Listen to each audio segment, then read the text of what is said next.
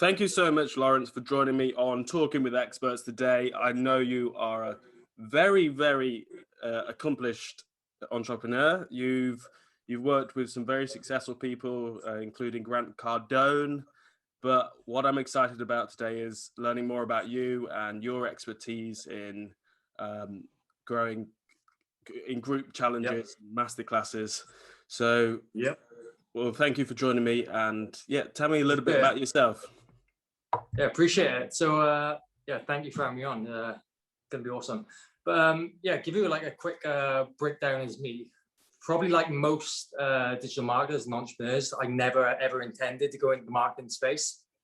In fact, the only reason that I did it is because I was building my own companies at the time, very, very small.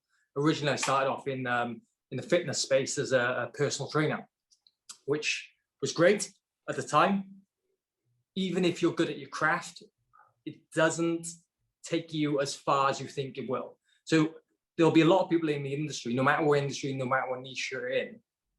Chances are some of them are better than you, but you'll see people surpass them with their growth in their business just because they're better marketers. So very, very long time ago, nearly 13 years ago now, is once I originally started my first business.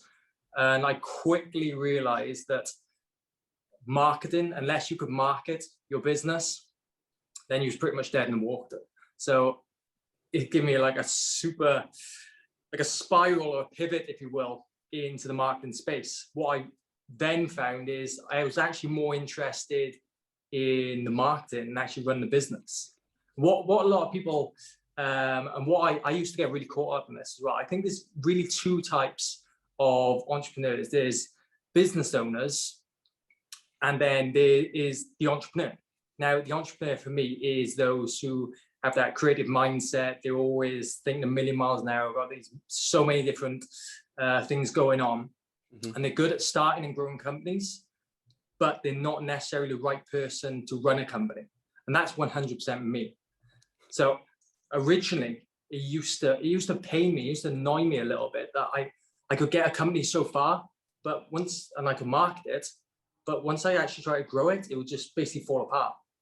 But then I realized that my zone of genius, if you will, was the marketing side of the business. And then by implementing people within the company and actually run the business, it's seen the growth of all my companies just take off from there. So that's like a quick overview of how I actually got started in the marketing space. And then through a lot of trial and error, we come on to challenges, which is what we're 100% all in on right now. Well, yeah, that's a, and I'm sure you've had many ups and downs, and how did it? I know you said was it a gym owner? Did you have? Fitness coach originally. I still own a physical gym in the UK right now as well. It's actually the biggest one in our area. So I've got a whole host of different businesses. Well, congratulations. This is, I'm inspired by you. I don't want to go the fitness route but I do want to go the digital marketing route. So So did you have to invest a lot of money to get into the coaching space and the or how did you go? How did the journey start for you? Yeah, so I'll give you like a quick, brief overview of how it was like a life-changing experience that actually put me fully into the coaching sort of space and actually becoming hiring mentors. So as I said, I run coaching businesses for many years before in the fitness space. I've physical location businesses, multiple, some that worked, some that didn't. And basically, I was working so much as an entrepreneur. This is one of the things that I think all entrepreneurs need to understand is like you need to grind more, you need to work harder, work longer, yes, to a certain degree. But I literally burnt myself out so much that I hospitalized myself and I was in hospital for nearly a month. And it had like life-changing effects from there on. So once I actually come out of hospital, and I obviously still loved business, still loved entrepreneurship, but I knew I couldn't do it on my own. So that's when I actually hired my first business coach, which was Craig Ballantyne. I don't know if you're aware of Craig, great guy. And literally everything changed from there. After like 6 months working with Craig, I literally doubled my income, even though I was in business like 7 years prior to this, just from like super simple tweaks. And like that's the power of actually investing in mentors. Now, from there on, I've had multiple different mentors. I'm part of some very high level masterminds.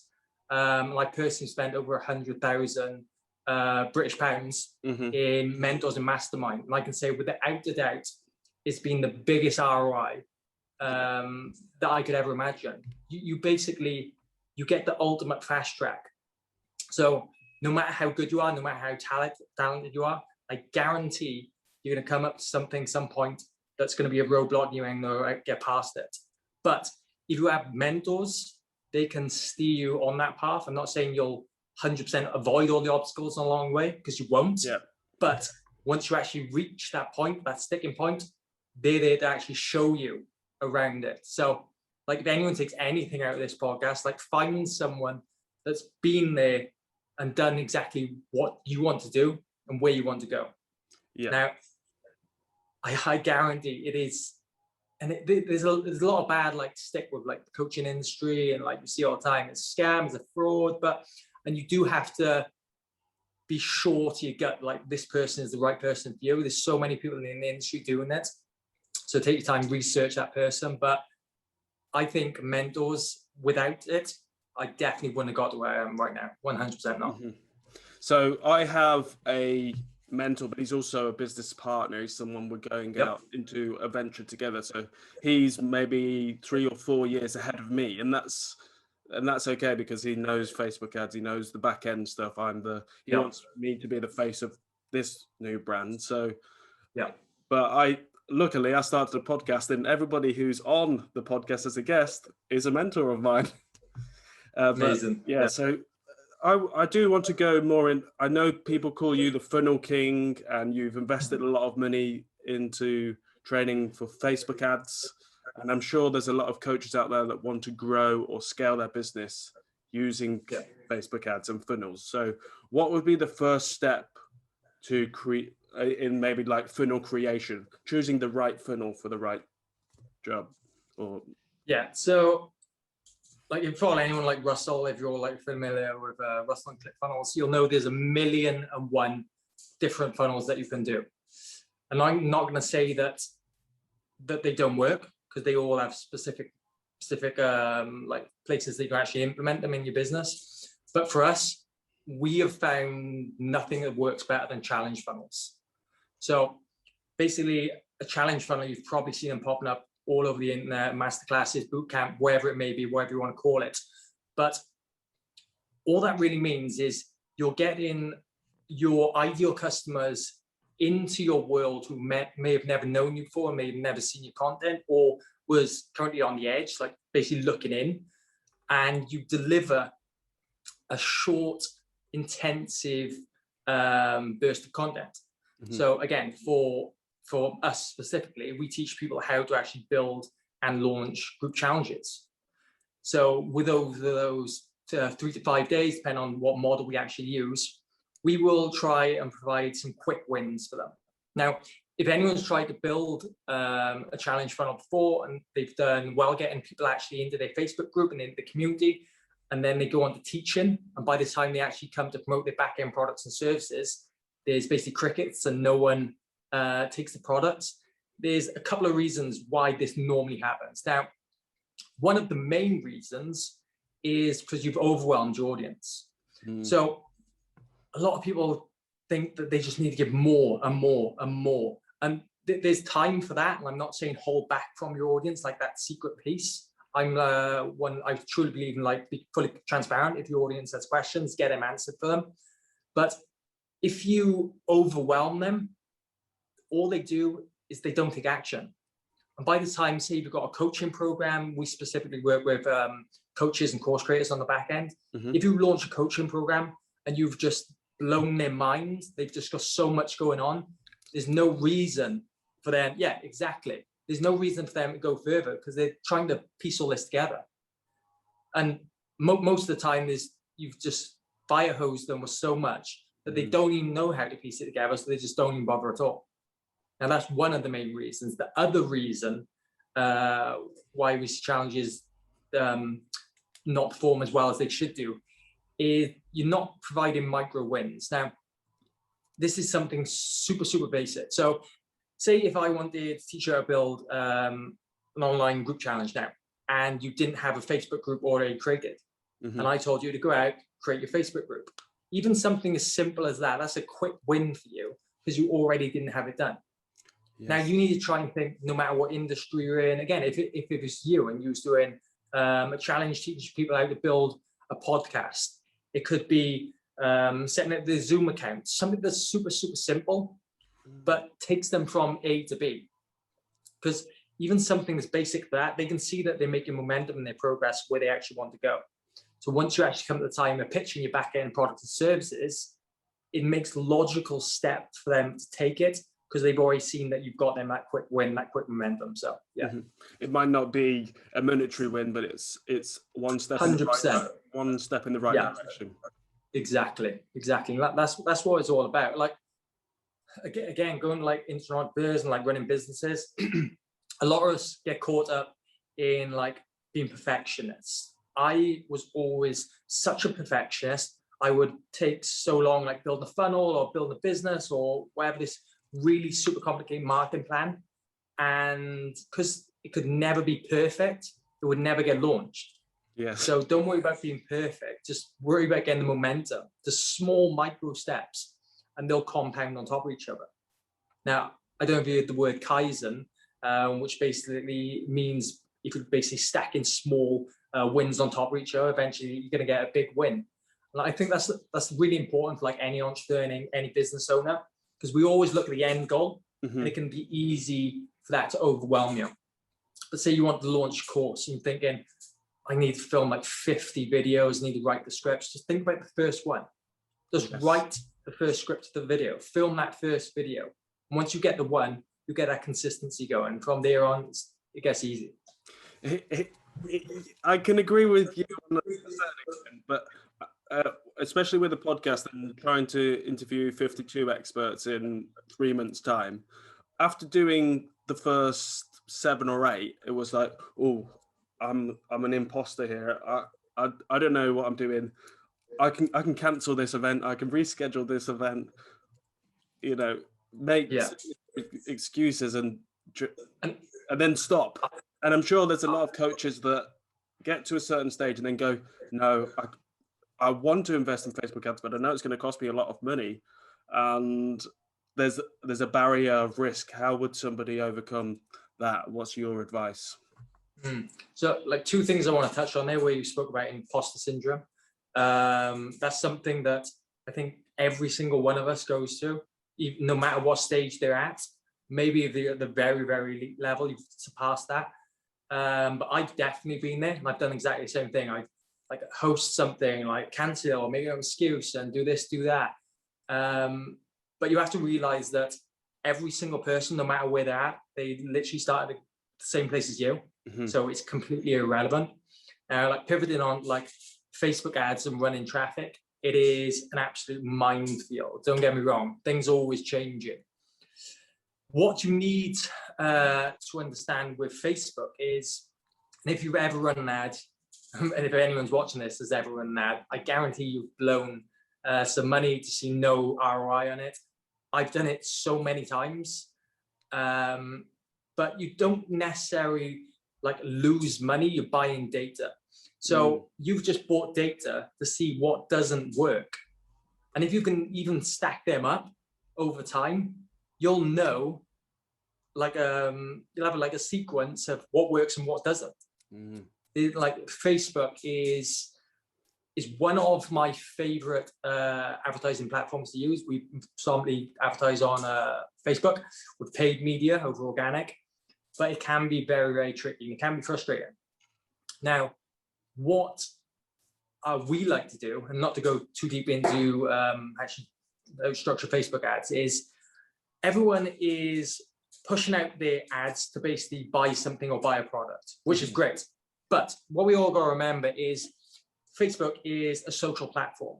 So everyone is going on there to interact with their friends, interact with their family. No one is waking up in the morning with a credit card in hand, going on the platform thinking I'm going to buy something today. But that's basically what we're all trying to do. We're like interrupting people through their pattern of what they're doing. And if you're a smart marketer, then it works. Where it doesn't work and where most people basically hit those roadblocks and start wasting loads of money and think their product's not good, their service is not good, that's not correct. It's just you need to get in front of your audience more frequently.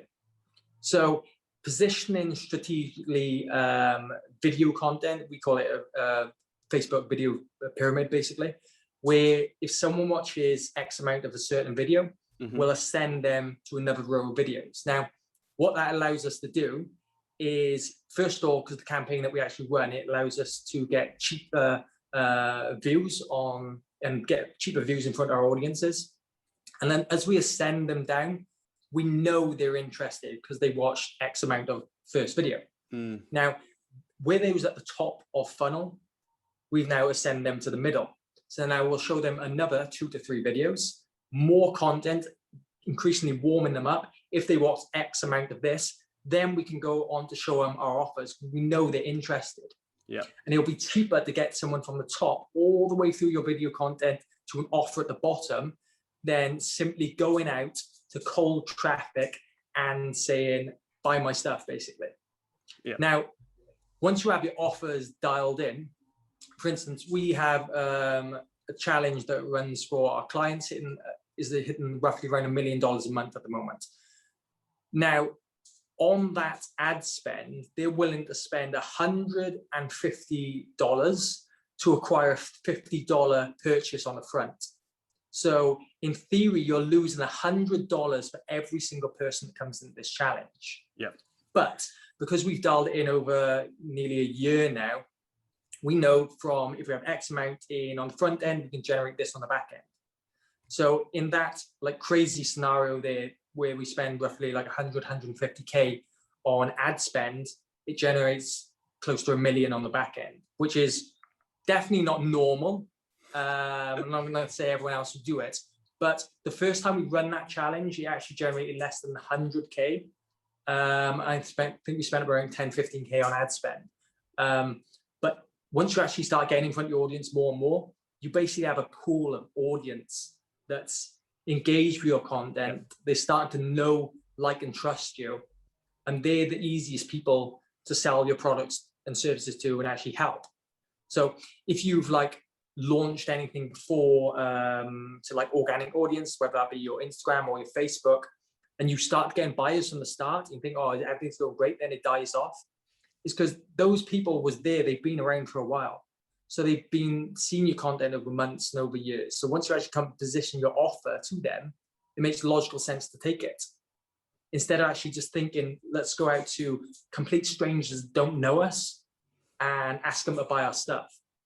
Do you think about it in like another scenario? It'd be like going out on a first date and asking someone to marry you. It's never going to happen. It takes time, and there's like an indoctrination sequence in that. So Facebook is super, super powerful. The platform is amazing of what you can actually do with it. By no means is not the only platform to get traffic, especially for challenges. YouTube seems to be something with a lot of potential in right now. But yeah, there's a quick overview of Facebook there. So, but the most important thing that I got from that is building an audience and then 100%. an engagement, finding engagement, and then all through videos. Yeah, video content is super powerful. There was a stat I read just recently: 85% of all content consumed this year is going to be in video format. Yeah, meaning if you're not putting videos in front of your audience, whether it be podcasts like this, Instagram stories, IG lives, you are going to get left in the dust. It's super, super powerful. You definitely need to do it no matter what industry. And definitely if you're some form of expert, whether that be a business coach, a yoga coach, whatever it may be, people want to see you. It makes them, it builds that trust quicker than anything else. And that's why one of the reasons challenges actually work, because you get people into your world, you deliver amazing content, but they can actually interact live with you. So it's super, super powerful. And you can you can interact live, you just said that, but get instant feedback and you're collecting data again for the next challenge. Exactly. That is, again, one of the most overlooked aspects of running a challenge and actually building a good offer. So we have run many challenges that our clients wasn't 100% sure what they was actually going to deliver on the back end. Now, we knew it was going to be some form of coaching program. There's already coaches in the industry, but we didn't have the offer dialed in. So what we will strategically do over the week, if that's a 5-day challenge, 3-day, whatever it may be, is we'll basically poll our audiences and ask them as they go in on, what's their biggest roadblocks right now? What would be a major win for them if we could implement that for them? So they'll basically give us data and data and data. For us, what we've seen most of the time once we run our challenges, everyone comes back with, I've no idea, I'm amazing the coach, but I've no idea how to get my ads dialed in to get enough people into my world.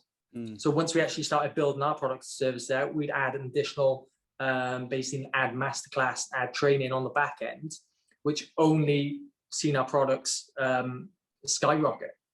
Now, I've done it personally with a very small group, less than 50 people in a micro challenge where I was testing an offer that was not created at all, nothing, not a single slide, not a single video. And I basically, over the week, done exactly that, got their feedback, and at the end of the challenge, I basically built out this offer of what I was going to give to them.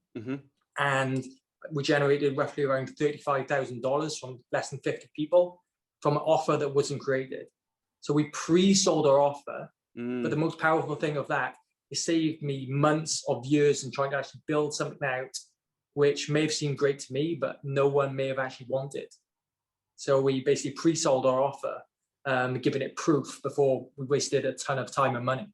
Yeah, and then there's a lot of people out there that say, don't create anything before you've sold it.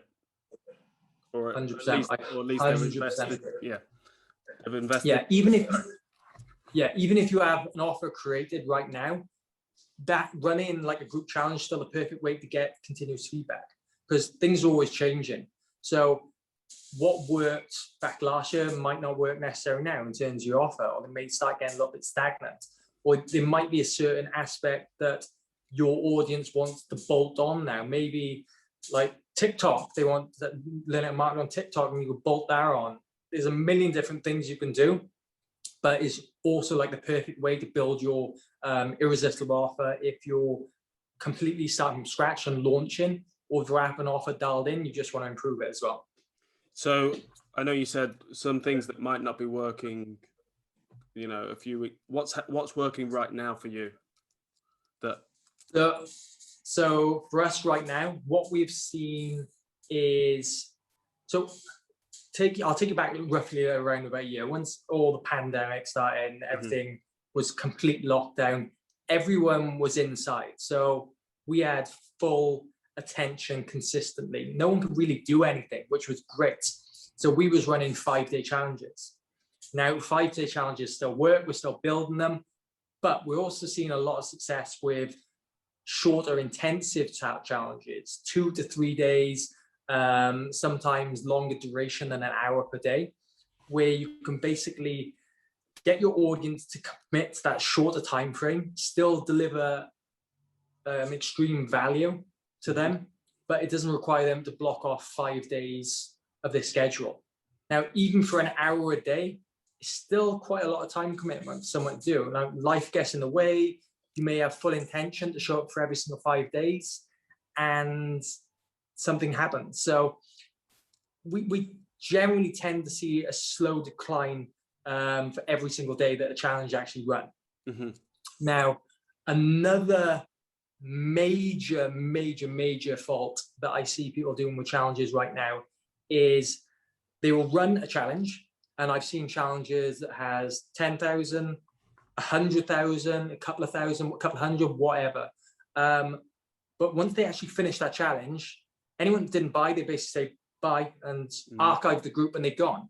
Now, even though they may have generated their email address and their SMS, they're still pushing them to the side. So what we're focusing on now is what we're calling group challenges. So we're building a community where we host every single one of our challenges in. So if someone has purchased one of our challenges, they'll then get access to every other single challenge for free. So it's a lifetime offer. Now, apart from that being an amazing offer on the front end, it allows someone that may have got interrupted, distracted during the last challenge to still see our content. Now, within that community as well, we strategically have like content that goes out and posts for engagement, etc., and like mini offers. Because just because someone is the buyer right now doesn't mean there won't be a buyer later on down the line. Now, I'll give you something, a super cool way, thing that happened to me actually. So I was on an email list, like many of us are on many email lists, to someone called Nicholas Kuzmich. Now, Nick is one of the leading Facebook ads experts in the world. We're actually literally in the middle of a launch for Nick for his challenge right now. But I was reading Nick's content for around like 2 years, and I never bought a single thing from him. Now, one day through that email, there come an offer. I think it was like $47. First thing I purchased from Nick. It was like a mini training. Now, it was so good that the week after, I bought into Nick's membership group, which was around about $250 a month. Now, from that quick ascension inside that group, I heard about a mastermind. To cut a long story short, I joined the mastermind, and in the space of a week, spent $25,000. Now, this is the whole point of where people's going wrong in the challenges, by letting people go. Because I was there for 2 years, seeing that content that's being put out. And as soon as I made that buying decision, I went from $47 to $25 in a matter of a week. Yeah. So don't get too caught up if you like launch something and it doesn't work right now. They've seen your content, you've done what you need to do. Now you just need to go back and perfect what you're actually offering. And sometimes the offer is incredible. You couldn't think of anything better to possibly do, but maybe the person was in the right financial position to actually take you up on that product and service at the time. So like, don't discard the power of like the longevity and actually having that community built. Super powerful. Yeah, it's everybody's on their buyer's journey, and it might it might take them a little longer to realize that that offer is for them. Yeah, and you just said about being consistent with the content. Because super important. If you give up and you neglect those people that need a little bit of extra guidance, then you've missed out on $25,000. Exactly. Whatever it could be. Exactly. And it can be so easy to get caught up when you're actually putting content out. You think no one's actually looking. But even if people is not actually like engaging, liking your post, commenting on your post, wherever, it's complete vanity metrics. It doesn't even matter. Do not let that get to you whatsoever. I know some people that's running companies that are multi 8 figures that have like super tiny audiences, just because the audience is engaged and they've been consistent with their content. Now you also have to consider you have like 2 types of buyers. You've basically got a slow lane and a fast lane. So people will, when you're running cold traffic, they'll be ready to like jump in and purchase a $47 product, a $997 product, whatever it may be. But there's going to be some people that's going to need that little more of an indoctrination over time. Then actually, give them that trust, continuously deliver like small wins for them, asking for nothing in return in form of your content until they'll actually be ready to take it up with you. So super powerful. You just need to stay consistent.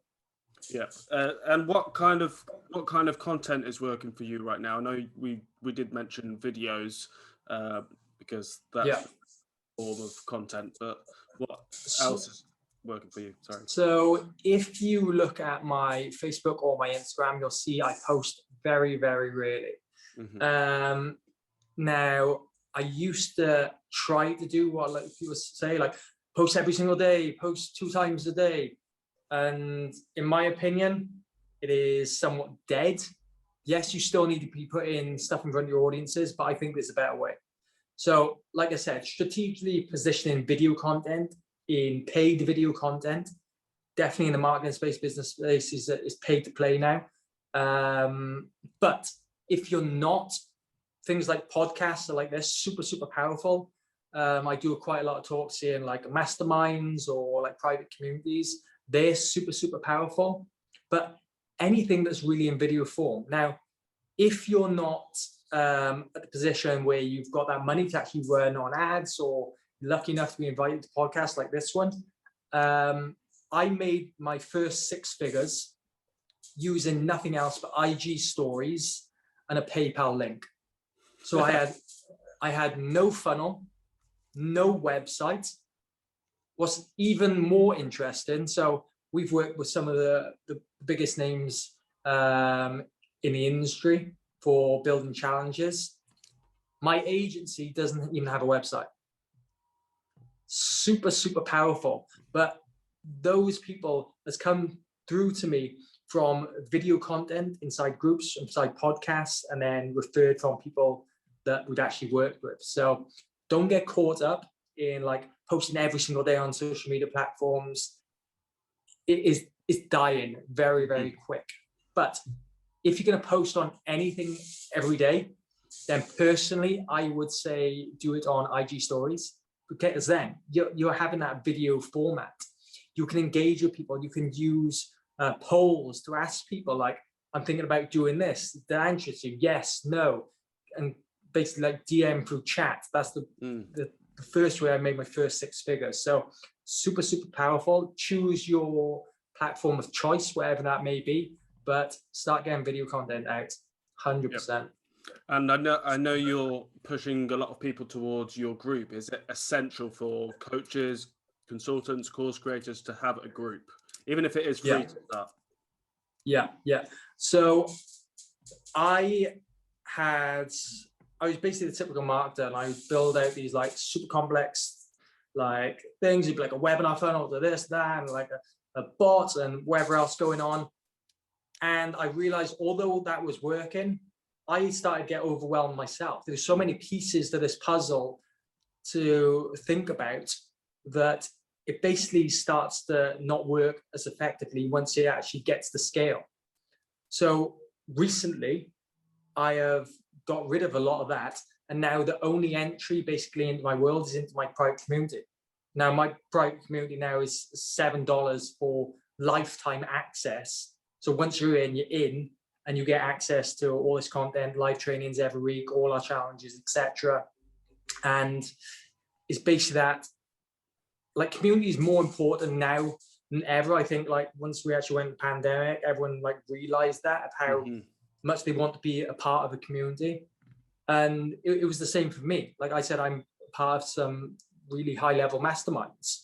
And apart from the knowledge that I wanted to learn, I wanted to be surrounded by like-minded individuals. So if you can build that community, then they're the ones that's gonna likely take your products, take your services, and you can actually build like a close friendship. Like some of these people that's come into my challenges, I speak to all the time now. Super, super powerful. I've never ever been able to get connected with before. So yeah, don't underestimate the power of having a community, whether that's a paid group or a free group. I think every single one of us should be doing that right now. Yeah, and I know you sent me the link to join the group, and I will be joining now because after, I don't know, I didn't think it was for me because I'm like a video marketing consultant, and I didn't think coach, but because you've got this access to all these people in the masterminds, and you have a wealth of knowledge as well, it's silly not to purchase and get inside of that group. So we'll welcome you in. Yeah, if anybody else is listening, join Lawrence's group. So what, I know you've given a lot today, and I don't want to take up too much of your time now, but if you could give 3 actionable steps for people to take in their business today to get those small wins, what's your advice? Yeah, so the first thing is get a Facebook group. Every single one of us can do this today. And if you've already got one, start re-engaging that group. Second is make sure you're putting some form of video content out. Like if that's not through paid media, Like I said, I'm a fan of IG stories, super powerful. And thirdly, as basic as it sounds, just stay consistent as possible. I've got disheartened so many times over the years. I've probably quit like 100 times or more. And I know that those periods where I wasn't consistent, if I just stayed the course, I would have been a lot further past where I am now. Because we all got to understand the time is going to pass anyway. Just go all in. And I promise you that I knew that I could do it, but there was something always holding me back that I just didn't think it would happen. And it was just something there. But as soon as you get that first win, whether that be your first sale online, like a $7 sale, your first 5K, 10K, 15K, whatever it may be, then it is off to the races for you. You'll get tunnel vision and it's so much easier. Great advice. Thank you very much.